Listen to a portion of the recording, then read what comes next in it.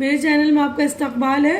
یہ آج اردو گرامر کی ویڈیو ہے جو ہے مذکر مؤنث۔ تو یہاں پر میں آپ کو مذکر اور مؤنث سمجھاؤں گی، یعنی اسم ہر وہ چیز کو اسم کہتے ہیں نا جس سے نام ہوتا ہے، جگہ کا، شخص کا، کسی بھی چیز کا نام ہوتا ہے اسم۔ اور جنس کے اعتبار سے اسم کی جو ہے دو قسمیں، ایک مذکر اور ایک مؤنث۔ وہ لفظ جس سے کسی نر مراد ہو جیسے لڑکا، مرد وغیرہ۔ مؤنث وہ لفظ جس سے مادہ مراد ہو، مادہ یعنی عورتیں، جیسے لڑکی، عورت وغیرہ۔ سمجھ میں آ گیا؟ بہت ہی ایزی ہے، یعنی کہ یہ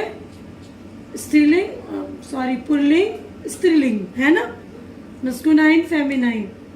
ٹھیک ہے، تو یہاں پر میں نے کچھ الفاظ لکھ دیے، کچھ ورڈ لکھ دیے مذکر مؤنث کے، تو آپ دیکھ لیجئے گا، یہ آپ اپنی طرف سے بھی سمجھ جائیں گے تو اپنی طرف سے بھی آپ لکھ سکتے، ٹھیک ہے نا۔ دیکھیے دادا دادی، تو اس میں الف ہٹا کے ای کر دیا دادی۔ بیل گائے، راجا رانی، مور مورنی، شیر شیرنی۔ تو کچھ الفاظ میں ہم نی لگا دیتے ہیں تو وہ مذکر سے مؤنث بن جاتا ہے۔ باپ ماں، بندہ بندی، کبوتر کبوتری، اس میں بھی ای لگا دیا ہم نے۔ بیٹا بیٹی، استاد استانی، بکرا بکری، دلہا دلہن، بھائی بہن، سلطان سلطانہ، جوگی جوگن، شاعر شاعرہ، محترم محترمہ، معلم معلمہ، مرغا مرغی، ناگ ناگن، خادم خادمہ، بندر بندریا۔ تو کہیں کہیں ہم یا بھی لگا لیتے ہیں، تو یا لگانے سے بھی مؤنث بن جاتا ہے۔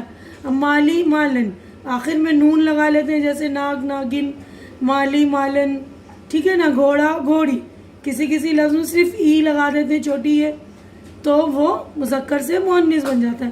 حاجی حجن، ٹھیک ہے نا۔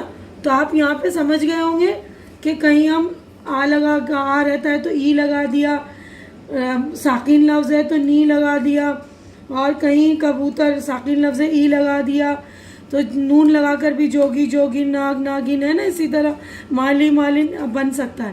تو سمجھ میں، میرے خیال سے آپ کو سمجھ میں آ ہی گیا ہوگا، اور آپ اپنے آپ بھی خود بھی لکھ سکتے ہیں، ٹھیک ہے بچوں۔ تو یہاں پر ہمارے جو ہے سارے الفاظ مکمل ہو گئے ہیں۔ تو امید کرتی ہوں میرا یہ ویڈیو آپ کو اچھا لگ رہا ہے تو اس کو شیئر کیجئے، لائک کیجئے اور کمنٹ کر کے بتائیے، اور میرا چینل سبسکرائب کیجئے۔ شکریہ۔